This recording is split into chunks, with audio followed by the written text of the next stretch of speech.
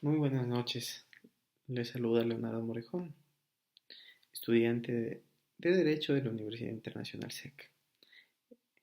Hoy tengo la oportunidad de compartir con ustedes parte del conocimiento recibido en la materia de Derecho Tributario, que será importante y espero que sea de aporte para sus actividades profesionales, como una referencia, una invitación a que podamos, a través del conocimiento, eh, ejercer efectivamente nuestros derechos, pero también nuestras obligaciones. Dicho esto, es importante señalar que el, como concepto básico, el derecho positivo, es decir, el derecho que está escrito, que está en la norma, en las regulaciones, en las leyes, es una limitación que se pone al poder hasta coercitivo que puede tener el Estado, que vemos el Estado como ese monstruo grande con todo un aparato de control gubernamental, diferentes funciones, y el contribuyente como una persona, sea natural o jurídica, respecto a este gran aparataje. ¿Qué hace la norma? Pues, precisamente regular y permitir de que las actividades que se realicen, eh, procurar que sea justo para el, eh, el desarrollo de las actividades de los ciudadanos. Dicho esto, vamos a hacer un marco general. Tenemos por un lado, para la materia, entrar en materia, la Ley Orgánica del Régimen Tributario Interno y el Código Tributario, que lo que hace este segundo es básicamente la aplicación eh, sobre algunas de las cosas que emana la ley. Dicho esto, vamos también a decir, a señalar, perdón, que para que exista el, el, el tema tributario existen 5 conceptos fundamentales que los vamos a exponer acá. Tiene que existir, la ley lo dice, tenemos que existe un sujeto activo, ¿ya? Que es en nuestro caso particular el servicio de rentas internas.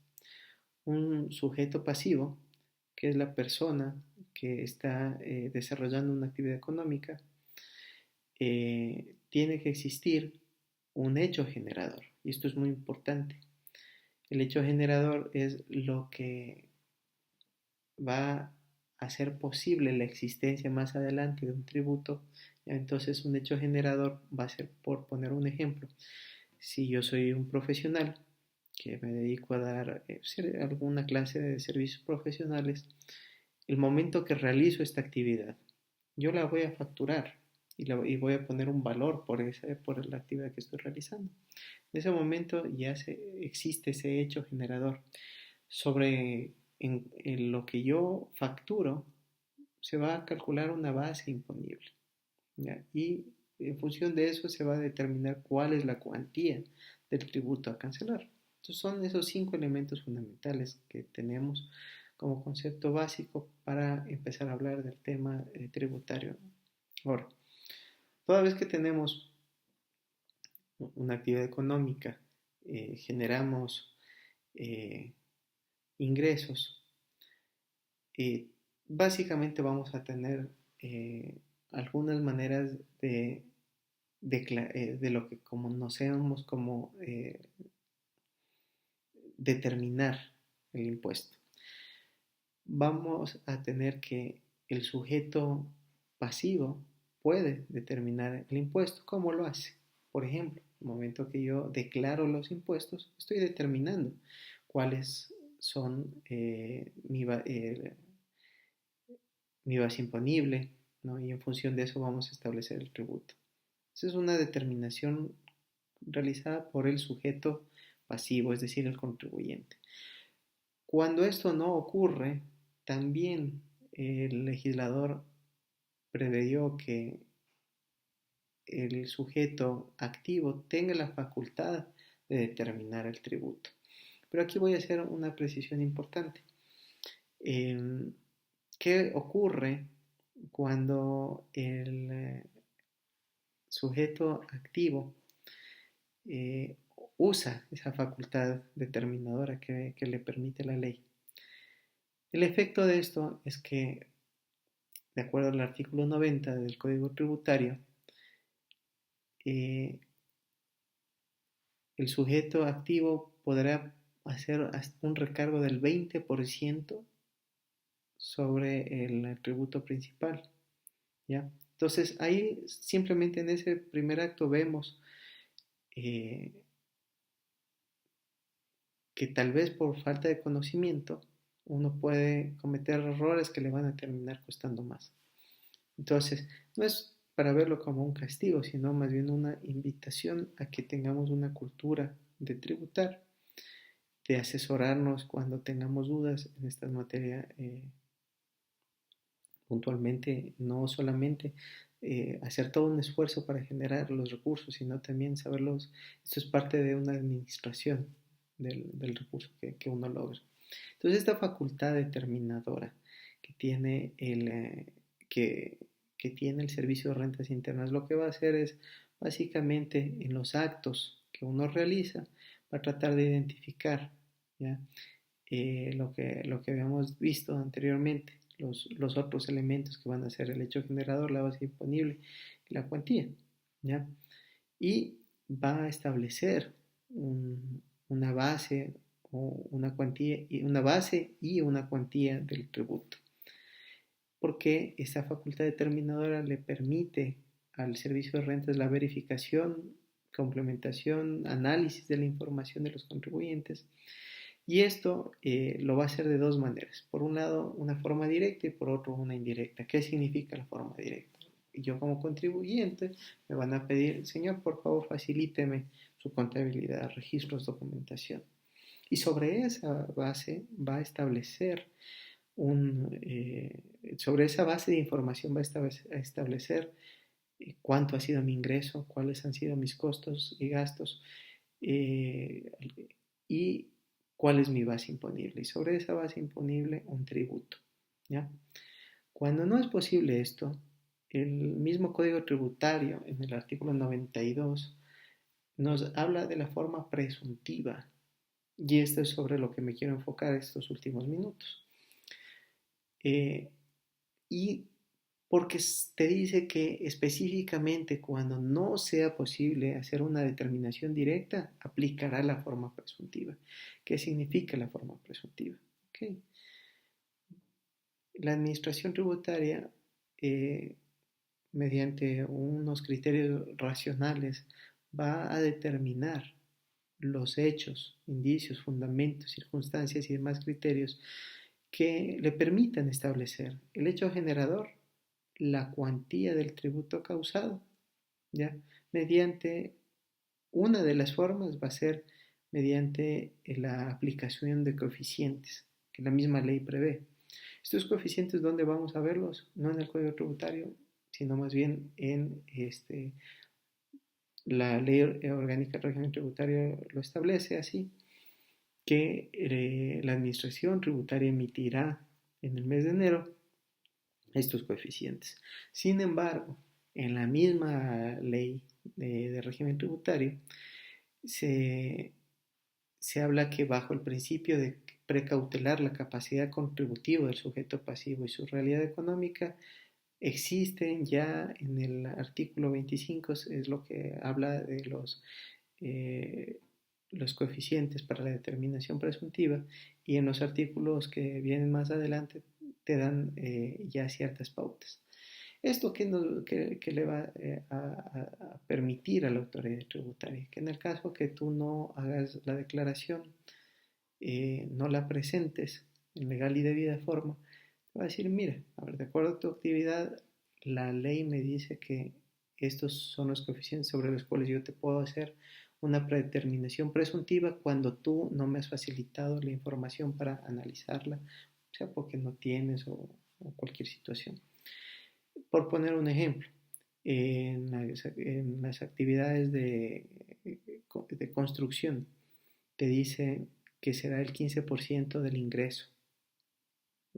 Entonces, ya con eso tú ya sabes, ok, si es que yo no declaro, la misma administración tributaria me va a poner un 15% de mi ingreso como base imponible y sobre eso voy a tener que tributar. En actividades como por ejemplo la producción y comercialización de banano te habla que es el 2%, ¿ya? En actividades de prestación de servicios, dependiendo la actividad, te va a ir estableciendo la misma ley.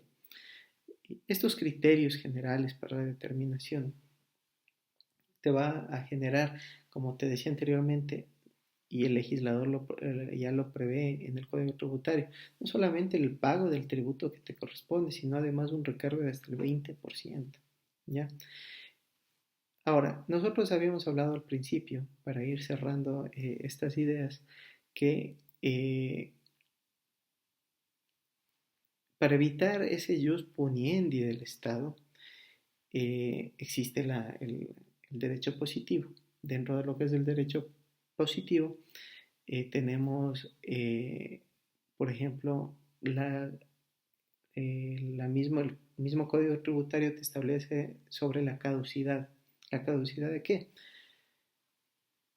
De la determinación de, que te puede hacer la administración tributaria. ¿Ya? A- a- para, para poner un ejemplo en esto, te habla de la caducidad. La caducidad es el límite que te pone la norma para que la facultad de determinación de la administración tributaria pueda establecerte el valor a pagar. ¿Ya?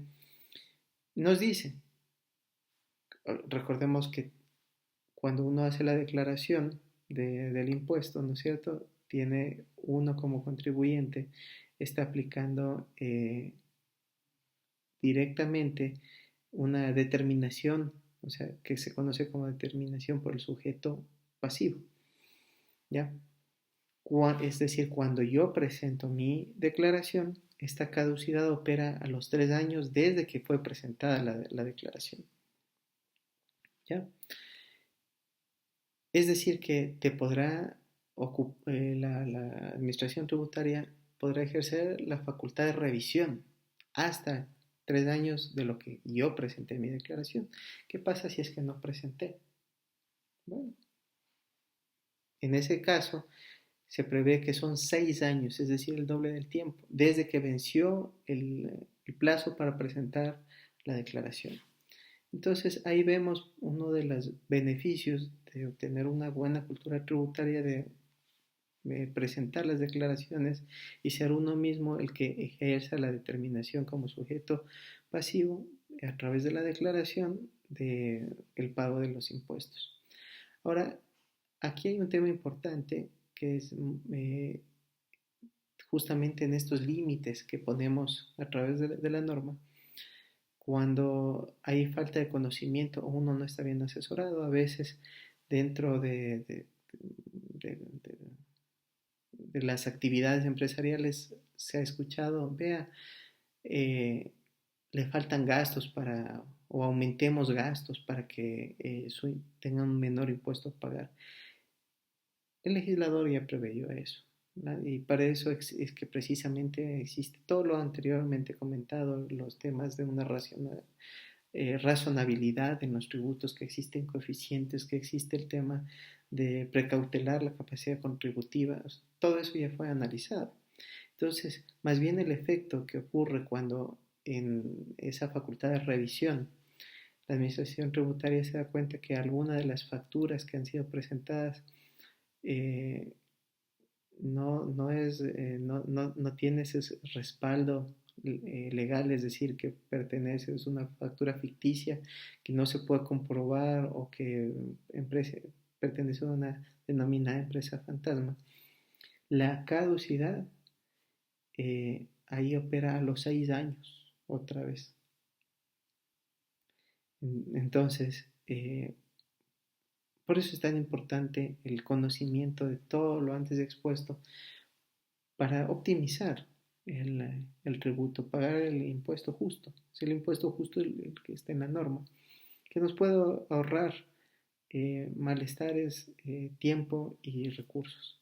Entonces, la recomendación es que si realizamos una actividad económica, es importante el conocimiento respecto de todo este tema tributario, que de manera muy general y breve he intentado expresarlo a través de este video, que espero que sea útil, y cuando se necesite profundizar sobre las oportunidades de hacer una correcta y adecuada declaración, nos busquemos un buen asesoramiento que no solamente la parte contable, sino también un asesoramiento jurídico tributario que nos permita cumplir con la norma, cumplir con nuestra obligación del pago de impuestos del lugar donde estamos generando riqueza, y que siempre va a velar en el cumplimiento de esta norma el, el que nuestra capacidad contributiva no sea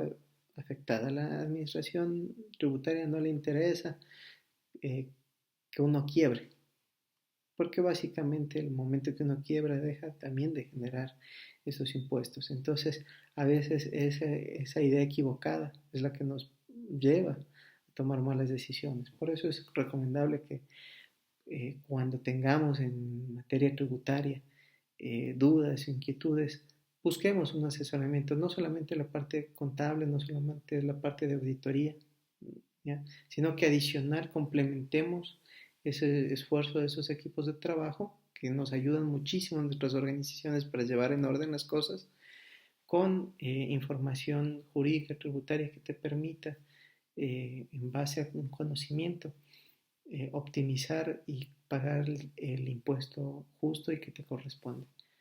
Muchas gracias por tu tiempo, gracias por escucharnos, y una feliz noche.